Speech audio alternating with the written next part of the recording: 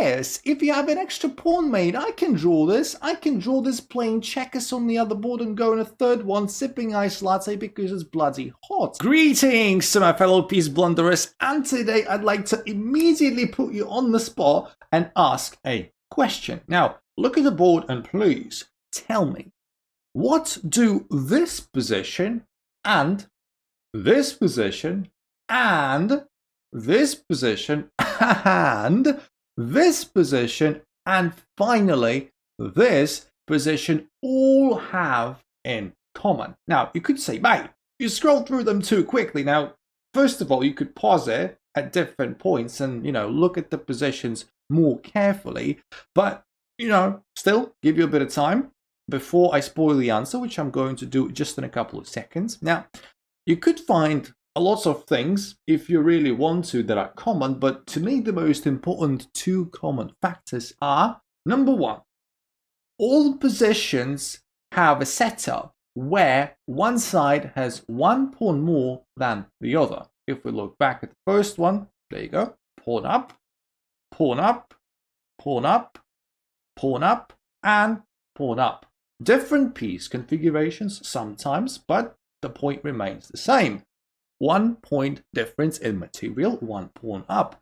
And the second important common factor is that despite one side being a pawn up, all of these positions are draws. Yes, draws. It doesn't matter about the extra material. It's completely irrelevant. With precise play, which sometimes is a big ask, sure, but with precise play, all of these positions cannot be decisive. They cannot be a win for either side. And this is where I come straight to the point of the video. A lot of you people, when you play chess online over the board, doesn't matter, when you have a position where you come into the endgame with a pawn down, a lot of you panic, or a lot of you just, your heads drop.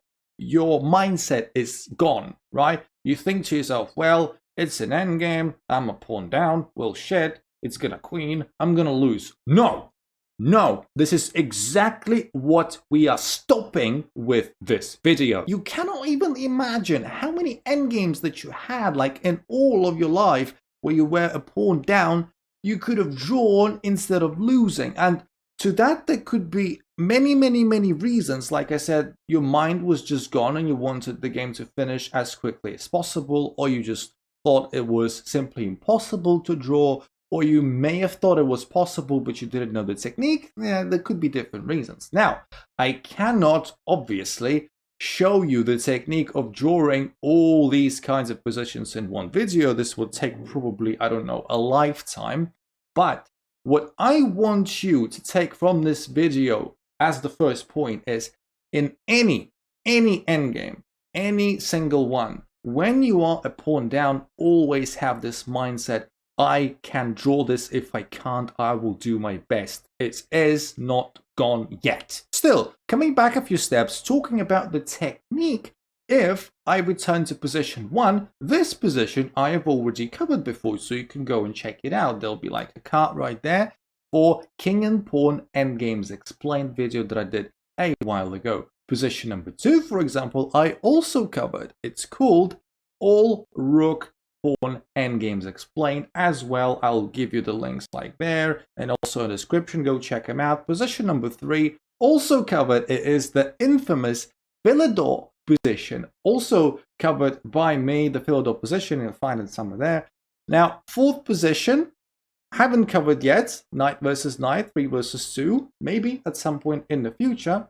Keep that in mind. However, the main point and the main position we're discussing today is this one, the last one, position number 5. So, looking at this position, how can we decide that it's a draw? Or how can we at least assume that it may be a draw?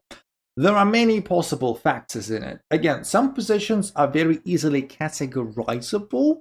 So like position number 1, sorry for a quick turnaround, this is just a typical king and pawn versus king, where the king is failing to reach the critical squares. This position is your textbook position.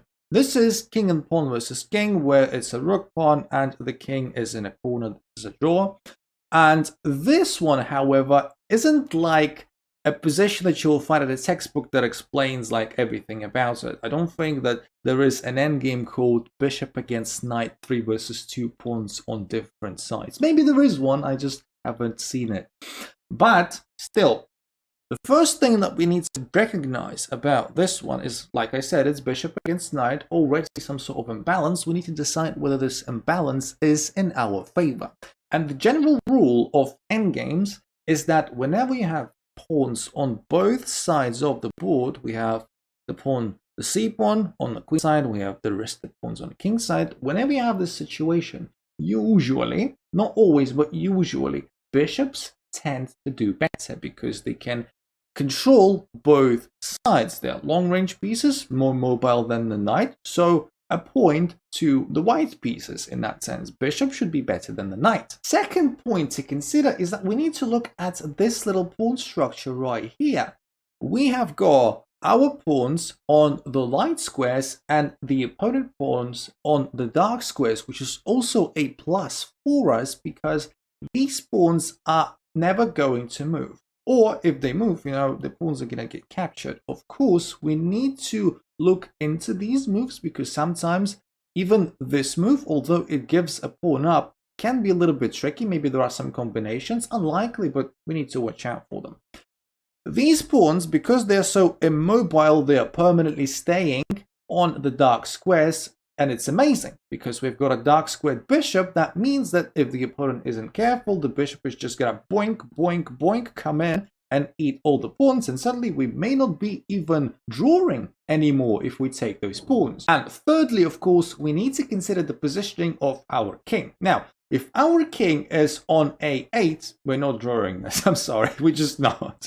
Because there is no way to protect these pawns. This pawn is just too far. And this is just unstoppable, right? So there is no debate that this game would be a win for black. But with the king on e4, our king is just as good as it gets. So, summing it up, we've got a lot of things actually going for us. It's just sad that we're a pawn down. If it's equal material, I don't know, I'd fancy us to win here. But still, we're talking about draws, and okay, I said our king is decent, it's good that the pawn's on a dark square, bishop's probably better than the knight, so what? To draw, we need a drawing plan. Again, drawing plans, they vary from position to position, but in positions where you still have some pieces left, for example, here we've got bishop against knight, a lot of the time you would really like to do the following. You would really like to exchange these pawns somehow, right? Imagine these pawns are gone. And this pawn is the only remaining pawn on the board. Well, that's just brilliant. That's just brilliant because with just one pawn left, all we need to do as the white pieces is just to sacrifice the bishop for the pawn, and it's just going to be king versus king and knight. It's an automatic draw. In fact, having a bishop on just having pieces in general on the board is so important in endgames that if I made a little bit of a switcheroo and I switched this position to this one, identical, but without the pieces, this position is a win for black because we don't have any bishop anymore to sacrifice itself for the pawn. And, we can exchange these pawns fine, but we still have that guy to deal with. So, yeah, keeping the pieces is very, very important. All right, that's enough talking about theory. Let's actually get this position going. And let's see one of the many drawing variations that can happen. I need to remind you that, endgames, sometimes it's just one variation that can draw. Sometimes it's hundreds. And this one is the latter. So, of course, right, it's black to move because the king just moved from d4 to e4. For white, it's black's move, so they just decide to, check the king, which makes sense. King e3. We're just keeping the king close in the center so that it can affect both sides of the board. Still keeping an eye on our pawn on the king side and just being close enough to the pawn on the queen side. Makes a lot of sense. And in a lot of positions like this one, I also tell you not to panic if opponent makes progress, right? It's okay. Sometimes endgames start from like the 7th rank and they go all the way down to the 2nd rank. And we get scared because, our opponent is getting lots of progress, but sometimes it's very, very fake progress. It doesn't matter where the pawn is, doesn't matter where the king is, still a draw. As long as we just chill, relax, and do our job. King d5, trying to, of course, go a bit deeper towards the center. And now, a very important move, bishop b2, also very instinctive. Now, trying to attack the knight, harass it a little bit. Most importantly, just getting on this extremely long diagonal and threatening the pawns, maybe at some point in the future. Knight c8, a bit awkward, but still very solid, not allowing the bishop to go to any squares. And this is exactly the point of the drawing idea. We will keep our opponent at bay because we are always threatening to come in here and try and capture these pawns. So our opponent cannot just push the king and pawn and pieces forward. Our opponent has massive weaknesses, which is also a very important thing. A lot of endgames, where there's still lots of stuff left, are decided through weaknesses that our opponents cannot leave behind as they're moving forward. So we got the knight back, we got the bishop in a very good spot. We're going to try and exchange some of those pawns as I indicated previously, which is a very good decision. Knight d6 is a very, very tricky move, trying to set up a fork, king and bishop. And again, this is just one variation if you want to be fancy. I'm showing you this because this is actually what happened in my tournament game, so I'm showing you the variation which happened IRL, and I was playing as white and I drew. So I took, and this is a very important side lesson of sometimes seeing past the obvious in the endgames. I took because I calculated and I knew that I can actually allow this. I don't care. I don't care at all. Knight c4 check forks, but king e2, and if my opponent is daring enough to take the bishop, they're just going to lose because takes a knight queen, and they're not quick enough, and the knight obviously can't get quick enough to stop me from queening. So also keep in mind that obvious moves are not the only ones. So I took, my opponent didn't go for that. They took back, which is very sensible. And this is what we should celebrate. Bravo! We got rid of one of the 3 pawns. We need to get rid of one more. And this is exactly what we're going to try to do with bishop f6, but of course knight defense. Now again, this might seem a bit scary because our opponent's knight got from e8 to here to the center, and it seems like again they're getting progress, but we just chill, relax. This progress is okay. Bishop e7 retreating, and look at this bishop staring at both of these pawns, and very good bishop, very good bishop. c4, relax, chill. Bishop b4, always chill when progress is made. I said like 5 times already. But most importantly, we are of course bringing the bishop closer to where the action is. Don't forget that we can always bring it back to a square like e7. For example, to attack this pawn again, this is the strength of the bishop. We can always sort of change our mind and go from defensive to offensive in one move very quickly, so don't hesitate to be making these moves. And basically, if our opponent plays c3, it's going to be very, very difficult to get any more progress because c3 enables the king to go to d3, and the pawn is basically lost, so cannot do that. King e5, trying to get the opposition, quite sensible, but at this point I'm going to refer to white as me because I spoiled it's my game. I'm just keeping the bishop at this diagonal, also open to this possibility, again keeping my options open. Knight c5, which is okay, basically trying to buy time. The king doesn't want to move, my king doesn't want to move either, so I do this little nifty check. Why not? Still just keeping the bishop on the queen side, but always flexible enough to go to the king's side. So king d5, bishop f6, again exactly what I spoke about, and knight c4, and this is the replica, I think, of the position that was a couple of moves ago. Bishop on f6 threatening, knight on e4, and we can clearly see that the opponent just, out of any moves. Bishop to g7, this time around, still no big difference between like the bishop being on b4, on a5, or on g7. on all of these three squares, the bishop is watching over c3 and is ready to pounce to attack g6 just in case one move later. And this is basically, a stalemate. Not a stalemate in a sense that, it's your traditional stalemate, but a stalemate in a sense that, like, black is out of moves, out of ideas. This bishop is always going to stare at c3. If c3 is ever played, the king comes in and that's it. If you have any other ideas as to what my opponent is supposed to do, please. If they try to get their king, that's too many arrows. If they try to get the king to c5, don't forget the knight will be hanging.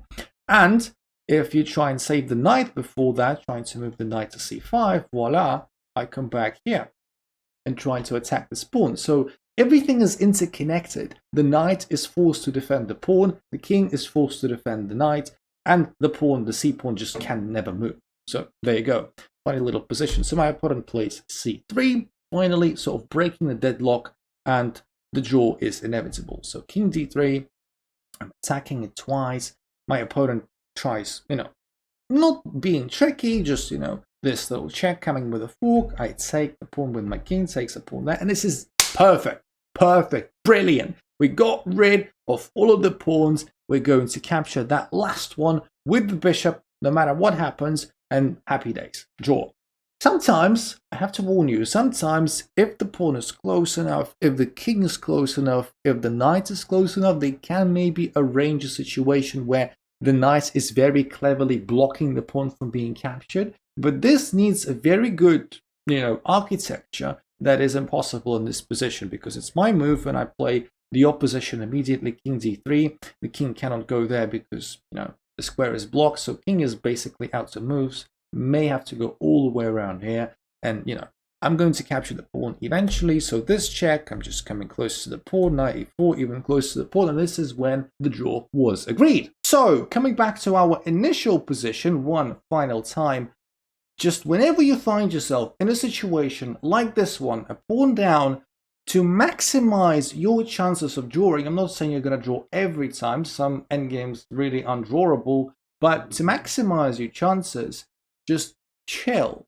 relax, breathe out, and tell yourself, who cares if you have an extra pawn mate? I can draw this. I can draw this playing checkers on the other board and go in a third one sipping ice latte because it's bloody hot. It doesn't matter. Some people might call it overconfidence or delusion. I prefer to call it strong winning mentality, a strong mindset that you need to adopt and go ahead and draw all of your games. Not literally though, no, don't draw all of your games. Win all the rest and draw the ones that need to be drawn. And let me know in the comments below if you guys had any interesting endgames that you just managed to draw against all odds. And if you just so happens to find this video useful, please like and subscribe. Follow my streams. I stream on Tuesdays, Thursdays, and Sundays. Find me on chess.com, join our Discord, all that good stuff. And I'm going to see you very soon, my favorite unintentional gambiteers. Love you all. See ya in the next one.